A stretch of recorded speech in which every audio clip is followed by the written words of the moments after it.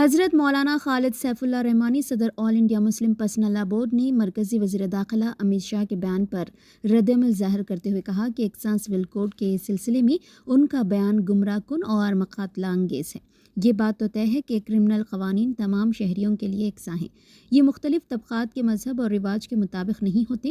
وزیر داخلہ کا یہ کہنا کہ شریعت اور حدیث کے مطابق عمل کرنا ہے تو چوری کرنے والوں کے ہاتھ کاٹ دینا چاہیے، عصمت دری کرنے والوں کو سڑک پر سنگسار کر دینا چاہیے، کسی مسلمان کو سوئنگ اکاؤنٹ نہیں کھولنا چاہیے اور لون نہیں لینا چاہیے، بالکل بے معنی ہیں۔ ان کو یہ تو معلوم کرنا چاہیے تھا کہ یہ قوانین کہاں جاری ہوتے ہیں۔ جرم و سزا کا قانون ایسے ملک میں نافذ ہوتا ہے جہاں مکمل اسلامی شریعت نافذ ہو، اور یہ بات بھی قابل توجہ ہے کہ یہ تمام باتیں صرف اسلامی شریعت کا قانون نہیں ہیں بلکہ تمام مذاہب کا مشترکہ قانون ہے۔ خود منوسمرتی میں چوری کی سزا اور نقب زنی کی سزا ہاتھ کاٹ دینا بتائی گئی ہے۔ زنا کرنے والی عورت کی سزا یہ ہے کہ اس کو بھوکے کتوں کے آگے ڈال دیا جائے تاکہ وہ اسے کاٹ کھائیں، اور زنا کرنے والے مرد کو لوہے کا پلنگ آگ سے تپا کر اس پر ڈال دیا جائے تاکہ وہ جل کر مر جائے۔ اگر زنا بالجبر کا ارتکاب کرے تو مرد کا عضو تناسل کاٹ دیا جائے، البتہ برہم کو ان سزاؤں سے مستثنیٰ رکھا گیا ہے، اس کا صرف سر موڑنے پر اکتفا کیا جائے گا۔ اسی طرح سود کو ویدوں میں بھی منع کیا گیا ہے۔ دنیا میں جتنے بھی مذاہب گزرے ہیں بشمول ہندو مت اور اسلام کے، ان کے یہاں اخلاقی اقدار کو بڑی اہمیت دی گئی ہے، اور ان کو قائم کرنے کے لیے دو کام کیے گئے ہیں۔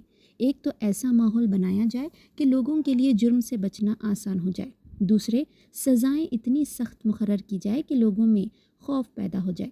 اس لیے ایسی مثالیں دے کر شریعت اسلامی کو بدنام کرنا متشابہ ذہن کا پتہ دیتا ہے۔ اسلام میں یقیناً بعض جرائم پر سخت سزائیں رکھی گئی ہے، لیکن اس کے لیے جرم سے بچنے میں معاون ماحول کی تشکیل بھی کی گئی ہے۔ اسلام میں شراب کی بھی سخت سزا ہے، لیکن جہاں پوری اسلامی شریعت نافذ ہوگی وہاں نہ شراب کے کارخانے ہوں گے اور نہ شراب خانے ہوں گے۔ اسلام میں زنا پر سخت سزا رکھی گئی ہے، لیکن اس کے ساتھ پردے کا پورا نظام رکھا گیا ہے۔ جہاں پوری اسلامی شریعت نافذ ہوگی وہاں مردوں اور عورتوں کا اختلاط نہیں ہوگا، وہاں دونوں کے لیے الگ الگ کلاس رومز ہوں گے، ہر شعبے زندگی میں عورتوں کے لیے خصوصی انتظام ہوگا۔ ظاہر ہے کہ وہاں بدکاری کے واقعات خود بخود کم ہو جائیں گے۔ اسی طرح اسلامی حکومت ہر شہری کی بنیادی ضروریات مہیا کرنے کی پابند ہوگی تاکہ چوری اور ڈاکہ زنی کے واقعات پیش نہ آئیں۔ اگر کوئی شخص بھوک اور فاقے سے مجبور ہو کر چوری کرے تو اس پر چوری کی سزا نافذ نہیں ہوگی۔ اسی لیے سعودی عرب اور جن علاقوں میں کبھی جرم و سزا کے طور پر شرعی سزا نافذ کی گئی وہاں جرائم کی شرح صفر پر آ گئی۔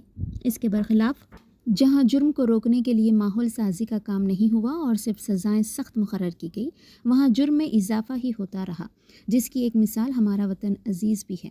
ہمارے ملک میں مختلف عقائدوں کے لیے سماجی قوانین کے فرق کو قبول کیا گیا ہے، اس لیے دستور کی دفعہ 25 میں مذہبی آزادی کی ضمانت دی گئی ہے۔ اسی لیے نکاح وغیرہ کو اپنے اپنے مذہب اور رواج کے مطابق انجام دینے کی گنجائش رکھی گئی ہے۔ یقیناً اسلام میں مرد کو ایک سے زیادہ نکاح کی اجازت دی گئی ہے، لیکن یہ صرف اجازت ہے، اسلام نے اس کا حکم نہیں دیا ہے اور نہ خاص طور پر اس کی ترغیب دی ہے، اور یہ اجازت دوسرے مذاہب میں بھی دی گئی ہے۔ ہندو دھرم میں شودر کے لیے تو صرف ایک بیوی رکھنے کی اجازت ہے، ویش کے لیے 2، چھتری کے لیے 3، مگر برہمن کے لیے 4 اور بادشاہ کے لیے وہ جتنی چاہے۔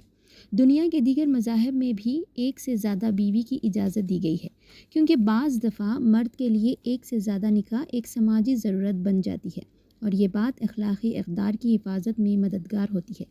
افسوس کی بات ہے کہ ایک سیکولر ملک کا وزیر داخلہ اپنے ہی ملک کی دوسری سب سے بڑی اکائی کے بارے میں نفرت اور تعصب پر مبنی ایسے خیالات کا اظہار کرے۔ آل انڈیا مسلم پرسنل لا بورڈ اس کی سخت مذمت کرتا ہے اور تمام برادران وطن سے اپیل کرتا ہے کہ وہ ایسی باتوں سے غلط فہمی کا شکار نہ ہوں۔ یہ صرف اور صرف سیاسی مقصد کے لیے ایک کمیونٹی کو نشانہ بنانے کی نامنصفانہ کوشش ہے۔